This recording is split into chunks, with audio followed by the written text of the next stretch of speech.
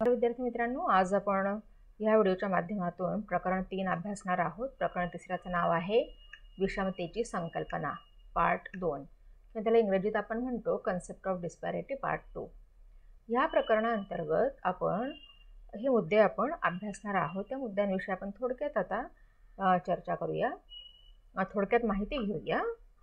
पहिला मुद्दा आपण अभ्यासणार आहोत तो म्हणजे विषमता आणि जातीय व्यवस्था. म्हणजेच काय मित्रांनो, ह्याच्या अंतर्गत आपण काय अभ्यासणार आहोत की जातीय व्यवस्थेमुळे भारतात विषमता कशी निर्माण झालेली आहे किंवा विषमतेस जातीय व्यवस्था ही कशी कारणीभूत आहे ह्याविषयी आपण इथे अभ्यासणार आहोत.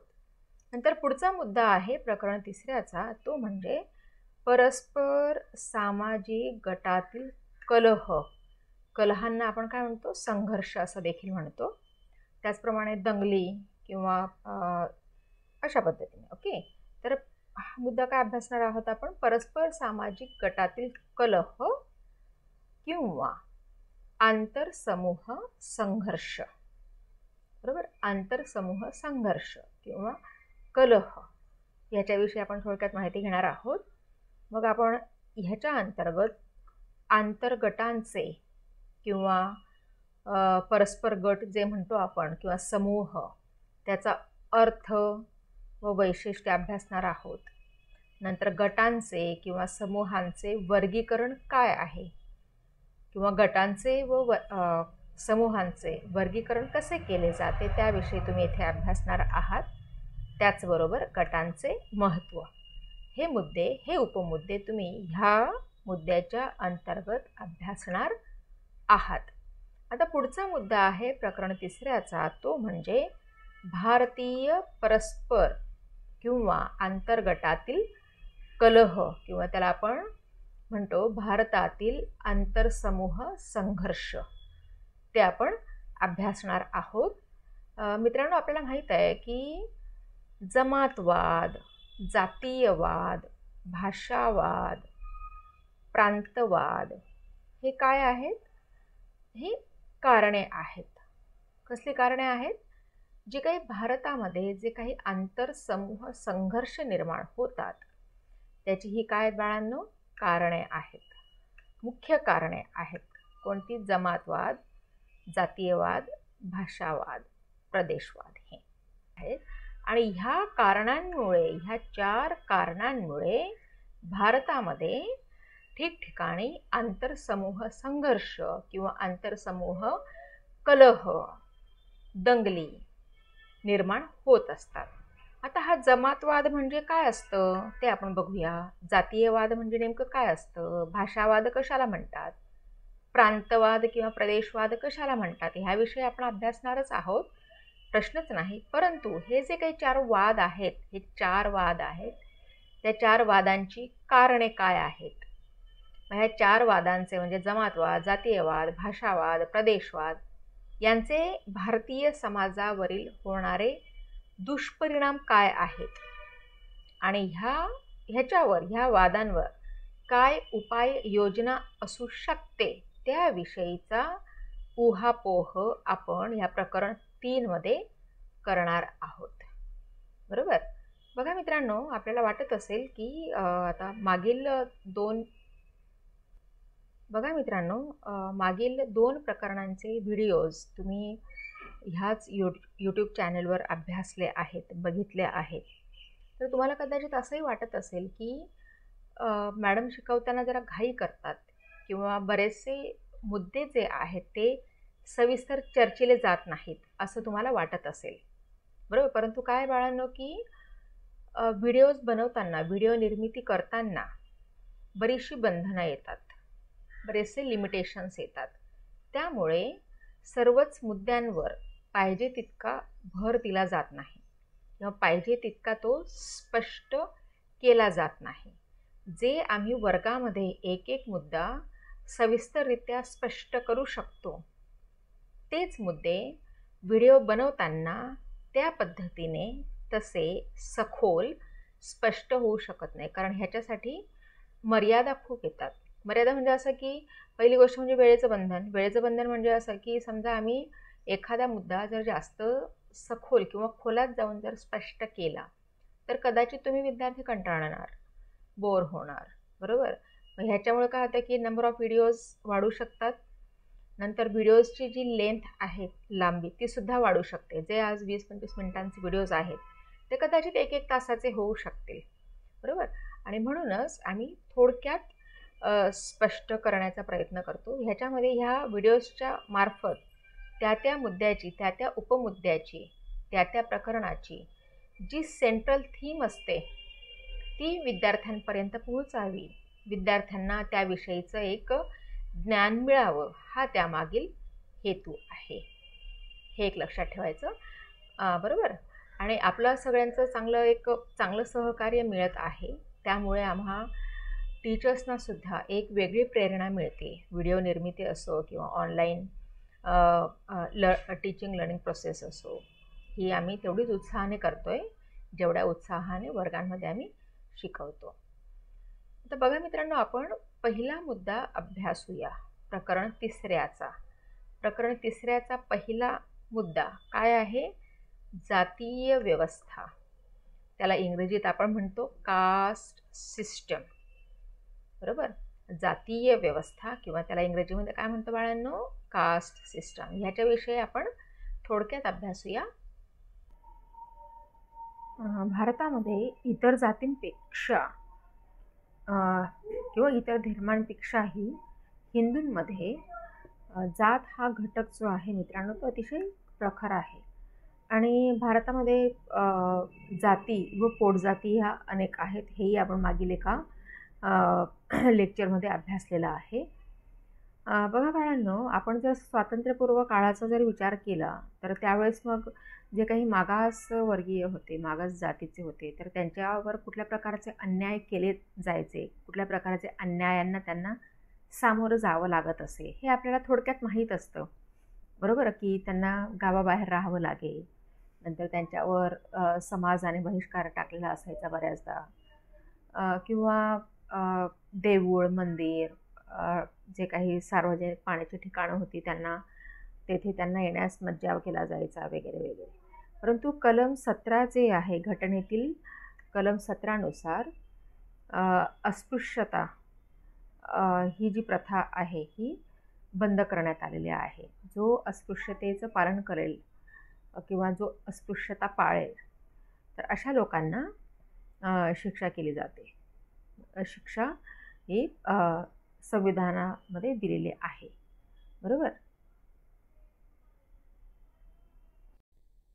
बघा मित्रांनो, अनुसूचित जाती, अनुसूचित जमातीच्या लोकांना त्यांना कमी लेखणे, त्यांना त्रास देणे किंवा त्यांच्या विरोधात काही बोलणे किंवा त्यांना अपमानास्पद वागणूक देणे, ह्या सर्व गोष्टींच्या विरोधात खरं म्हणजे शिक्षा करण्याचा अधिकार जो आहे तो संसदेला आहे, बरोबर.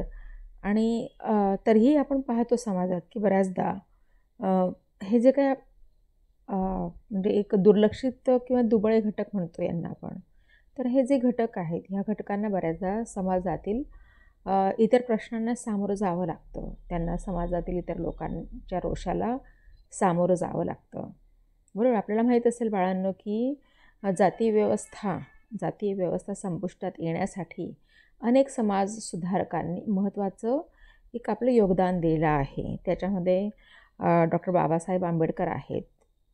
भारताची राज्यघटना कोणी लिहिली? डॉक्टर बाबासाहेब आंबेडकर. नंतर महात्मा ज्योतिराव फुले, बरोबर. नंतर महात्मा गांधी, शाहू महाराज आणि असे अनेक समाजसुधारक भारतात होऊन गेले की जे जातीय व्यवस्था संपुष्टात येण्यासाठी ज्यांनी खूप प्रयत्न केले. आता आपण बघूया मित्रांनो, असमानता आणि जातीय रचना किंवा जातीय व्यवस्था, किंवा ह्याच्या अंतर्गत आपण असं बघणार आहोत की जातीय रचनेमुळे किंवा जातीय व्यवस्थेमुळे समाजात असमानता का व कशी निर्माण होते, किंवा भारतीय समाजामध्ये असमानता निर्माण होण्यास जातीय रचना किंवा जातीय व्यवस्था कशी जबाबदार आहे व का जबाबदार आहे, हे आपण ह्याच्या अंतर्गत थोडक्यात बघणार आहोत. बघा मित्रांनो, जातीयवाद जो आहे तो सामाजिक व्यवस्थेचाच एक भाग आहे, सामाजिक व्यवस्थेचाच एक प्रकार आहे जातीयवाद. आता मगा म्हटलं, येथे सुरुवातीलाच म्हटलं आहे की जातीयवाद हा सामाजिक रचनेचा एक प्रकार आहे. म्हणजे याचा अर्थ काय बाळांनो? बघा, समाजामध्ये ज्या काही जाती आहेत, विविध जाती ज्या आहेत, बरोबर. बरं, प्रत्येक धर्मामध्ये जे काही आहे की उच्च नीच किंवा आम्ही श्रेष्ठ, समोरचा कनिष्ठ, हे प्रत्येक धर्मामध्ये आहेत. परंतु हिंदू धर्मामध्ये ते प्रकर्षाने ते जास्त आहे. हिंदू धर्मामध्ये त्याचं प्रमाण हे जास्त आहे. तुम्हाला माहिती आहे की हिंदू धर्मामध्ये 18 पगड जातीचे जाती आहेत वगैरे, आपण असं बोलत असतो, ऐकत असतो. किंवा मुस्लिम धर्मामध्ये पण शिया सुन्नी, किंवा ख्रिश्चन धर्मामध्ये कॅथलिक आणि प्रोटेस्टंट असे काही पंथ आहेत प्रत्येक धर्मामध्ये. त्याच्यामध्ये सुद्धा बऱ्याचदा म्हणजे त्यांच्या चालीरीती, रूढी परंपरा ह्या वेगवेगळ्या असतात. मग त्याच्यातून सुद्धा बऱ्याचदा असमानता निर्माण होते किंवा काहीतरी त्यांच्यामध्ये संघर्ष हा पेटत असतो, बरोबर. आता जातीय व्यवस्थेचा जर आपण विचार केला की हा या जातीचा आहे, तो त्या जातीचा आहे, किंवा ही जात कनिष्ठ आहे, ही जात श्रेष्ठ आहे, ह्या मानसिकतेतूनच जातीयवाद जो आहे तो उफाळून येतो. आणि त्यामुळे काय होतं बाळांनो की समाजामध्ये संघर्ष हे निर्माण होतात, समाजामध्ये संघर्ष पेटतात. बघा बाळांनो, मागील एका व्हिडिओमध्ये मी सांगितलं होतं की एक धर्म आहे, एकच धर्म, त्याच्यामध्ये एक जात आहे, जी कुठली एखादी कास्ट असेल ती, त्या म्हणजे सारखा धर्म, सारखी जात, त्याच्यामध्ये सुद्धा 2-3 स्तर आढळतात, बरोबर. उच्च स्तर आणि निम्न स्तर, बरोबर. आणि ह्यांच्यामध्ये मग रोटी बेटी व्यवहार हे होत नाहीत. मी मागील एका व्हिडिओमध्ये सांगितलेलं आहे बाळांनो, बरोबर. तर ही जी काही अशा पद्धतीची ही जी व्यवस्था आहे, ह्या व्यवस्थेमुळे बऱ्याचदा समाजामध्ये असमानता किंवा वेगळ्या प्रकारचा संघर्ष हा निर्माण होत असतो. आणि तो संघर्ष कधी उग्र स्वरूप धारण करतो, बरोबर. ज्यावेळेस संघर्ष उग्र स्वरूप धारण करतो त्यावेळेस दंगली पण होण्याची बऱ्याचदा शक्यता असते. समाजामध्ये एक वेगळ्या प्रकारचं वातावरण निर्माण होतं. संपूर्ण समाज जो आहे तो ढवळून निघत असतो बाळांनो. ते आपण पुढील लेक्चरमध्ये बघणारच आहोत. जातीयवादाचे कारणे काय आहेत, त्याचे दुष्परिणाम काय आहेत, त्यावरील उपाययोजना काय आहेत, हे पुढील व्हिडिओमध्ये आपण बघणारच आहोत. तूर्त आपण बघूया की जातीय व्यवस्थेमध्ये जी असमानता निर्माण होते, त्या असमानतेची कारणे काय आहेत, की कोणत्या कारणांमुळे जातीय व्यवस्थेमध्ये किंवा जातीय रचनेमध्ये असमानता ही निर्माण होते, त्याची आपण कारणे अभ्यासूया 1 बाय 1. पहिलं कारण आहे असमानता आणि सामाजिक बहिष्कृती. त्याला इंग्रजीत काय म्हणतो आपण? इनइक्वॅलिटी अँड सोशल एक्सक्लुशन, बरोबर. मित्रांनो, आपल्याला माहिती आहे की भारतामध्ये दलित आणि आदिवासी समाजातील लोकांना खूप मोठ्या प्रमाणावर असमानतेला तोंड द्यावं लागलं होतं. जर 50 वर्षापूर्वी 60 वर्षापूर्वीचा जर आपण इतिहास पाहिला तर आपल्या लक्षात येईल की काही ठराविक जातीच्या लोकांना गावाबाहेर त्यांच्यासाठी वस्ती केली जायची. जी काही सार्वजनिक ठिकाणे होते तेथे त्यांना येण्यास मज्जाव केला जायचा, येण्यास बंदी असायची वगैरे वगैरे, बरोबर. नंतर आपण अजूनही पाहतो की बऱ्याचदा समजा उच्च जातीतील मुलाने किंवा मुलीने खालच्या जातीतील मुलीशी किंवा मुलाशी लग्न केलं तर बऱ्याचदा त्या कुटुंबांना बहिष्कारास सामोरे जावं लागतं, किंवा वेगळ्या प्रकारचे सुद्धा काही केसेस किंवा समस्या निर्माण होतात त्यातून. नंतर दुसरं कारण आहे ते म्हणजे आर्थिक असमानता, इकॉनॉमिक इनइक्वॅलिटी. दुसरं कारण आहे आर्थिक असमानता किंवा त्याला आपण म्हणतो इकॉनॉमिक इनइक्वॅलिटी. बाळांना आपल्याला माहीत असेल की मागास वर्गातील लोक जे होते, मागास जातीचे लोक किंवा वर्गातील लोक हे सामाजिकदृष्ट्याच मागास होते का? नाही, तर ते आर्थिकदृष्ट्यासुद्धा मागास होते. आणि बऱ्याचदा त्याचं कारण असं होतं की गरिबी असल्यामुळे किंवा शिक्षणाचा अभाव असल्यामुळे मागासवर्गातील लोक हे असंघटित क्षेत्रांमध्येच काम करत असतात की ज्या ठिकाणी मजुरी किंवा वेजेस अतिशय कमी मिळत असे आणि त्याचा जो दुष्परिणाम होता तो त्यांच्या राहणीमानावर किंवा इतर सुविधा मिळवण्यावर होत असे.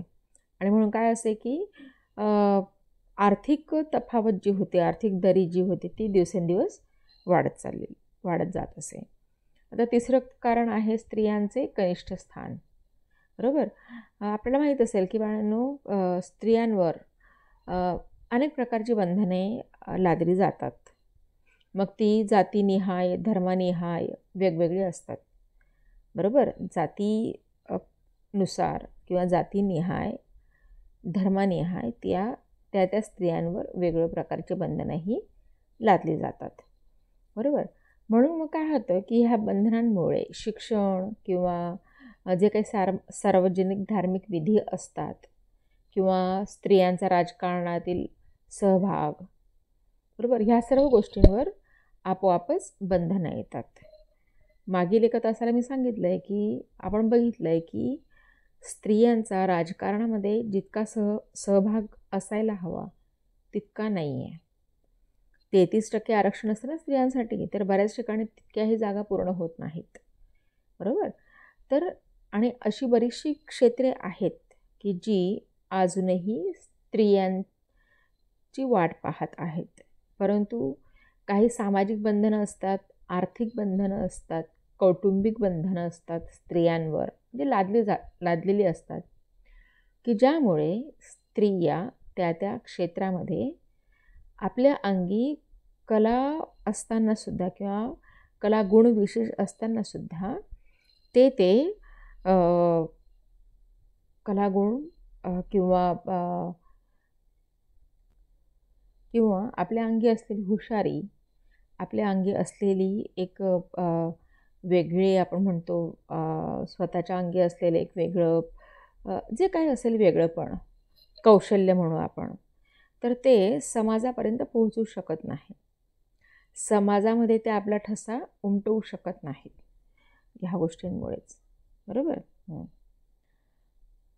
नंतर चौथं कारण आहे ते म्हणजे खाजगी क्षेत्रात रोजगाराच्या संधी कमी. बरोबर. की ज्या काही अनुसूचित जाती जमातीचे लोक आहेत किंवा जे मागासवर्गीय आहेत, मग ते अदर बॅकवर्ड्स जरी असले तरी देखील, तर त्यांना खाजगी क्षेत्रामध्ये रोजगाराच्या संधी ह्या उपलब्ध म्हणजे आहेत, परंतु कमी प्रमाणात उपलब्ध आहेत. बरोबर. नंतर पुढचं कारण आहे कनिष्ठ स्थान आणि अन्यायी वर्तणूक. नंतर 6वं कारण आहे ते म्हणजे सामाजिक प्रगतीत जातीचा अडथळा येतो. बऱ्याचदा आपण पाहतो की सामाजिक प्रगतीमध्ये बऱ्याचदा जातीचा अडथळा हा येत असतो. बरोबर. तर हे आपण थोडक्यात आपण अभ्यासलं आहे की जी काही समाजामध्ये विषमता निर्माण झाली आहे जातीय व्यवस्थेमुळे, तिची कारणे काय आहेत ही अशी आपण 6 कारणे अभ्यासली. पुढील व्हिडिओमध्ये आपण सामाजिक बहिष्कृतता आणि विषमता लढाई याच्यावरील आपण उपाय अभ्यासूया. ठीक आहे. तोपर्यंत गुड बाय.